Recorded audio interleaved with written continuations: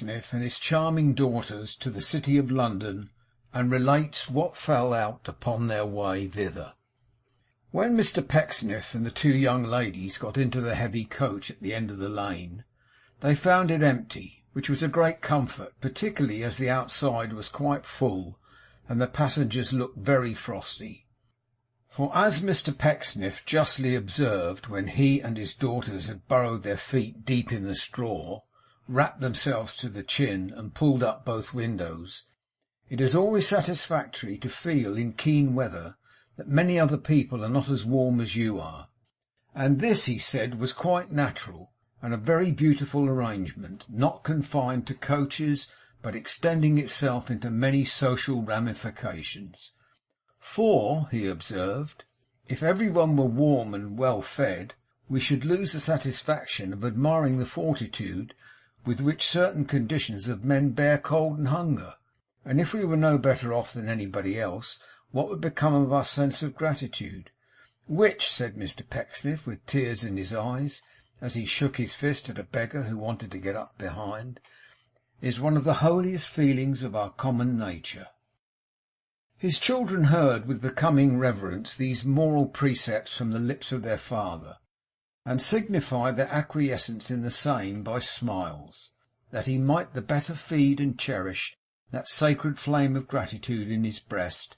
Mr Pecksniff remarked that he would trouble his eldest daughter, even in this early stage of their journey, for the brandy bottle, and from the narrow neck of that stone vessel he imbibed a copious refreshment. "What are we," said Mr Pecksniff, "but coaches? Some of us are slow coaches."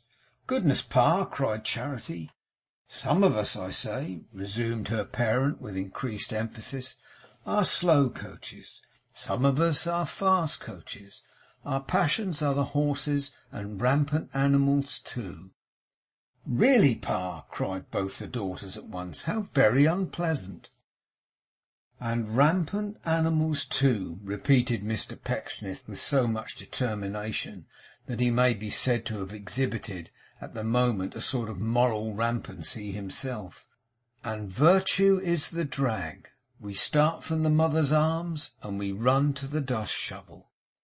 When he had said this, Mr Pecksniff, being exhausted, took some further refreshment. When he had done that, he corked the bottle tight, with the air of a man who had effectually corked the subject also, and went to sleep for 3 stages. The tendency of mankind, when it falls asleep in coaches, is to wake up cross, to find its legs in its way, and its corns an aggravation. Mr Pecksniff, not being exempt from the common lot of humanity, found himself, at the end of his nap, so decidedly the victim of these infirmities that he had an irresistible inclination to visit them upon his daughters, which he had already begun to do in the shape of divers random kicks and other unexpected motions of his shoes, when the coach stopped, and after a short delay the door was opened. "Now mind," said a thin sharp voice in the dark, "I and my son go inside, because the roof is full. But if you agree only to charge us outside prices, it is quite understood that we won't pay more, is it?" "All right, sir," replied the guard. "Is there anybody else inside now?" inquired the voice. "3 passengers," returned the guard. "Then I ask the 3 passengers to witness this bargain. If they will be so good," said the voice, "my boy, I think we may safely get in." In pursuance of which opinion, 2 people took their seats in the vehicle, which was solemnly licensed by Act of Parliament to carry any 6 persons who could be got in at the door. "That was lucky," whispered the old man when they moved on again, "and a great stroke of policy in you to observe it. We wouldn't have gone outside. I should have died of the rheumatism." Whether it occurred to the dutiful son that he had in some degree overreached himself by contributing to the prolongation of his father's days, or whether the cold had affected his temper, it is doubtful, but he gave his father such a nudge in reply that the good old gentleman was taken with a cough which lasted for a full 5 minutes without intermission, and goaded Mr Pecksniff into that pitch of irritation that he said at last, and very suddenly, "There is no room. There really is no room in this coach. for any gentleman with a cold in his head. Mine, said the old man, after a moment's pause, is upon my chest, Pecksniff. The voice and manner together, now that he spoke out, the composure of the speaker, the presence of his son, and his knowledge of Mr Pecksniff, afforded a clue to his identity which it was impossible to mistake. I thought, said Mr Pecksniff, returning to his usual mildness, that I addressed a stranger. I find that I address a relative, Mr Anthony Chuzzlewit, and his son, Mr Jonas. For they, my dear children, are our travelling companions. Will excuse me for an apparently harsh remark.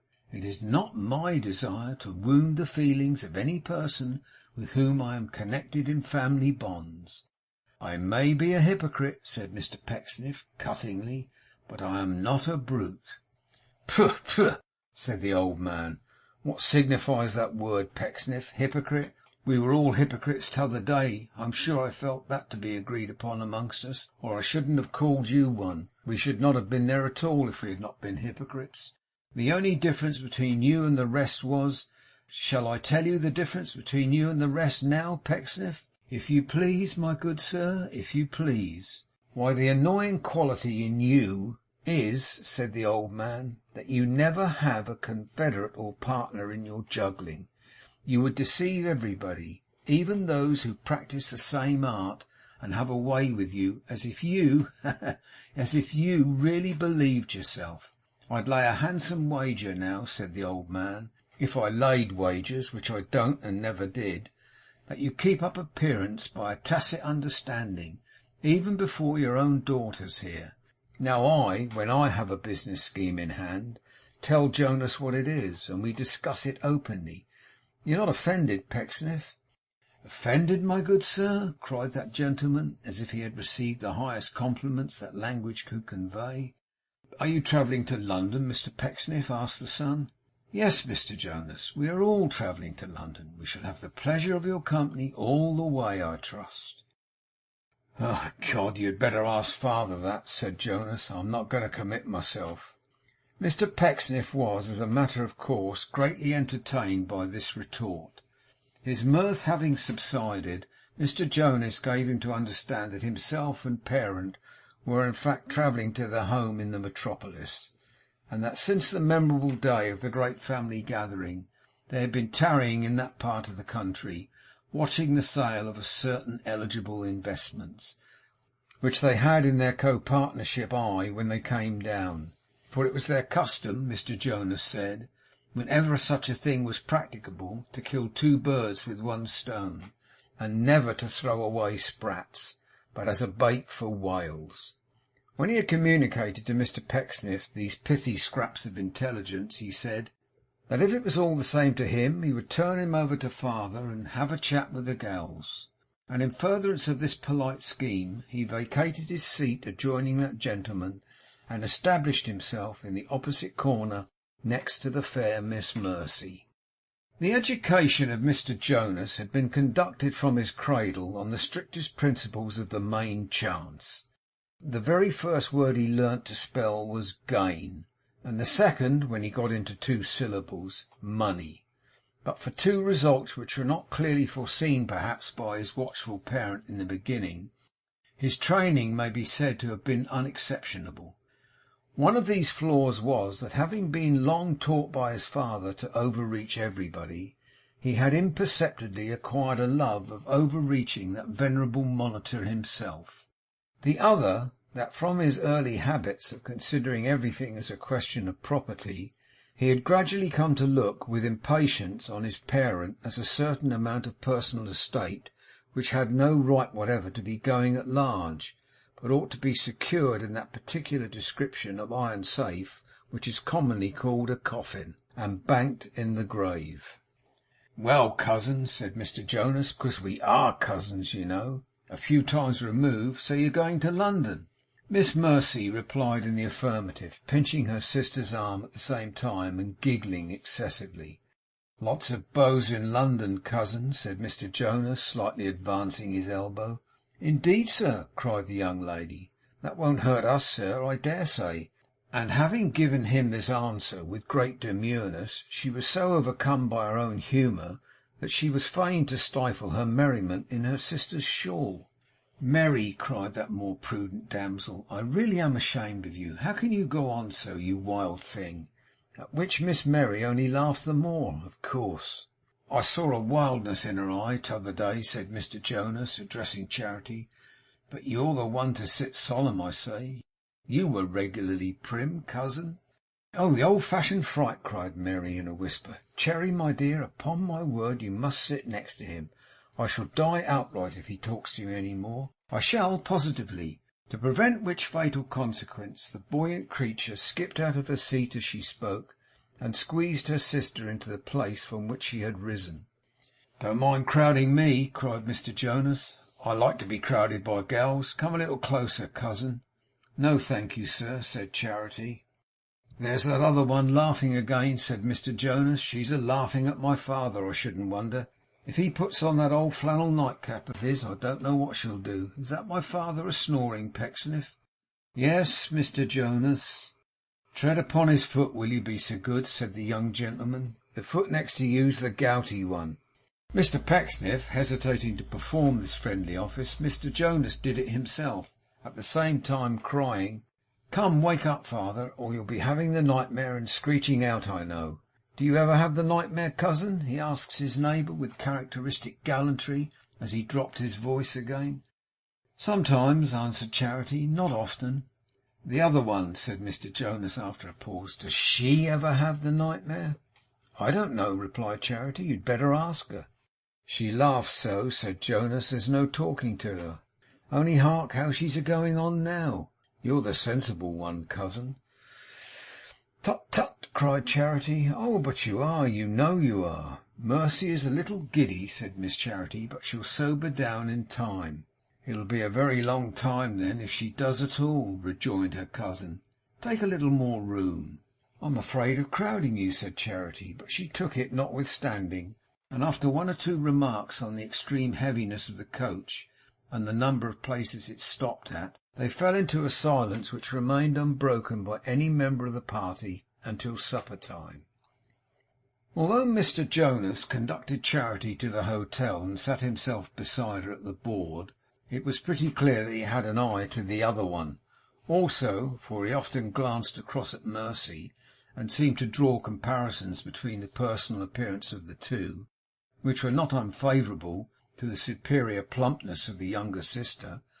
He allowed himself no great leisure for this kind of observation.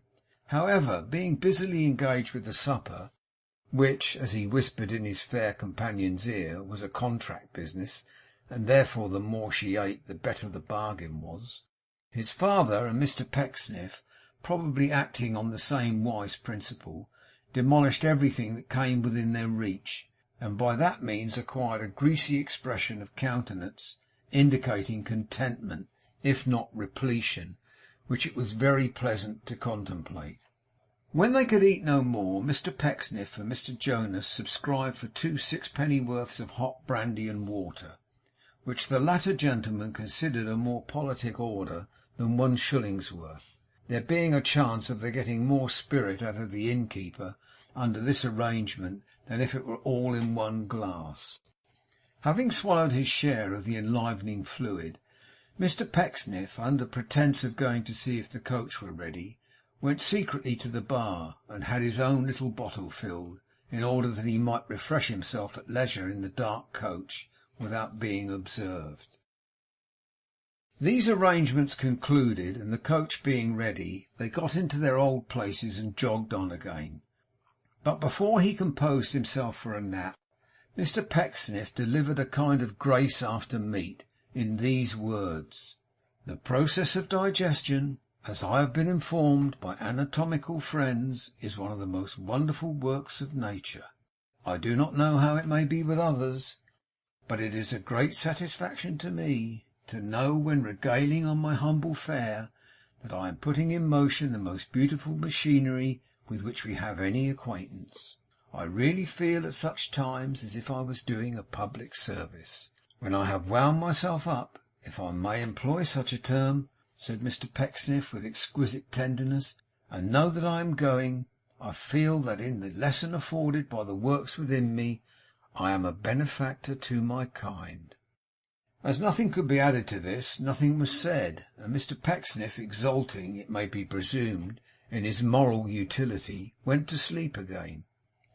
The rest of the night wore away in the usual manner. Mr Pecksniff and old Anthony kept tumbling against each other, and waking up much terrified, or crushed their heads in opposite corners of the coach, and strangely tattooed the surface of their faces, heaven knows how, in their sleep. The coach stopped and went on and stopped, times out of number. Passengers got up and passengers got down, and fresh horses came and went and came again, with scarcely any interval between each team, as it seemed to those who were dozing, and with a gap of a whole night between every one, as it seemed to those who were broad awake. At length they began to jolt and rumble over horribly uneven stones, and Mr Pecksniff, looking out of the window, said it was to-morrow morning, and they were there. Very soon afterwards the coach stopped at the office in the city, and the street in which it was situated was already in a bustle that fully bore out Mr Pecksniff's words about its being morning, though for any signs of day yet appearing in the sky it might have been midnight. There was a dense fog too, as if it were a city in the clouds which they had been travelling to all night up a magic beanstalk, and there was a thick crust upon the pavement like oil cake, which one of the outsides, mad no doubt, said to another, his keeper of course, was snow.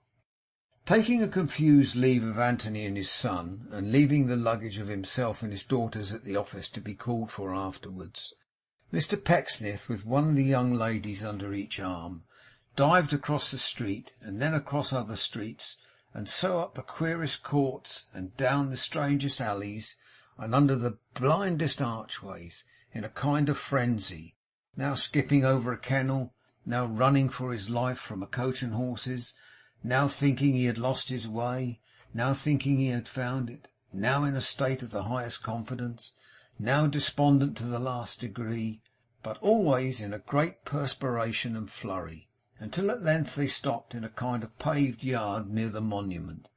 That is to say, Mr Pecksniff told them so, for as to anything they could see of the monument, or anything else of the buildings close at hand, they might as well have been playing blind man's buff at Salisbury. Mr Pecksniff looked about him for a moment, and then knocked at the door of a very dingy edifice. Even among the choice collection of dingy edifices at hand, on the front of which was a little oval board like a tea-tray, with this inscription: Commercial Boarding House, M. Todgers. It seemed that M. Todgers was not up yet, for Mr Pecksniff knocked twice and rang thrice, without making any impression on anything but a dog over the way. At last a chain and some bolts were withdrawn, with a rusty noise, as if the weather had made the very fastenings hoarse, and a small boy with a large red head, and no nose to speak of, and a very dirty Wellington boot on his left arm, appeared, who, being surprised, rubbed the nose just mentioned with the back of his shoe brush, and said nothing. 'Still abed, my man?' asked Mr Pecksniff. 'Still abed,' replied the boy. 'I wish they was still abed. They're very noisy abed, all calling out for their boots at once. I thought you was the paper, and wondered why you didn't shove yourself through the grating as usual. What do you want?' Considering his years, which were tender, the youth may be said to have preferred this question sternly, and in something of a defiant manner. But Mr Pecksniff, without taking umbrage at his bearing, put a card in his hand, and bade him take that upstairs, and show them in the meanwhile into a room where there was a fire. 'Or if there's one in the eating parlour,' said Mr Pecksniff, 'I can find it myself.' So he led his daughters, without waiting for any further introduction, into a room on the ground floor, where a tablecloth, rather a tight and scanty fit in reference to the table it covered, was already spread for breakfast, displaying a mighty dish of pink boiled beef, an instance of that particular style of loaf which is known to housekeepers as a slack-baked crummy quartern, a liberal provision of cups and saucers, and the usual appendages. Inside the fender were some half a dozen pairs of shoes and boots of various sizes, just cleaned and turned with the soles upwards to dry, and a pair of short black gaiters, on one of which was chalked, in sport it would appear, by some gentleman who had slipped down for the purpose, pending his toilet, and gone up again, Jinkins particular, while the other exhibited a sketch in profile, claiming to be the portrait of Jinkins himself. M. Todgers's commercial boarding house was a house of that sort which is likely to be dark at any time, but that morning it was especially dark. There was an odd smell in the passage, as if the concentrated essence of all the dinners that had been cooked in the kitchen since the house was built lingered at the top of the kitchen stairs to that hour, and like the Black Friar in Don Juan, wouldn't be driven away. In particular, there was a sensation of cabbage, as if all the greens that had ever been boiled there were evergreens, and flourished in immortal strength. The parlour was wainscoted, and communicated to strangers a magnetic and instinctive consciousness of rats and mice. The staircase was very gloomy and very broad, with balustrades so thick and heavy that they would have served for a bridge. In a sombre corner of the first landing stood a gruff old giant of a clock, with a preposterous coronet of 3 brass balls on his head, whom few had ever seen, none ever looked in the face, and who seemed to continue his heavy tick for no other reason than to warn heedless people from running into him accidentally. It had not been papered or painted, hadn't Todgers, within the memory of man. It was very black, begrimed, and mouldy, and at the top of the staircase was an old-fashioned, disjointed, rickety, ill-favoured skylight, patched and mended in all kinds of ways, which looked distrustfully down at everything that passed below, and covered Todgers up as if it were a sort of human cucumber frame, and only people of a peculiar growth were reared there. Mr Pecksniff and his fair daughters had not stood warming themselves at the fire 10 minutes, when the sound of feet was heard upon the stairs, and the presiding deity of the establishment came hurrying in. M. Todgers was a lady, rather a bony and hard-featured lady, with a row of curls in the front of her head, shaped like little barrels of beer, and on the top of it something made of net, you couldn't call it a cap exactly, which looked like a black cobweb. She had a little basket on her arm, and in it a bunch of keys that jingled as she came.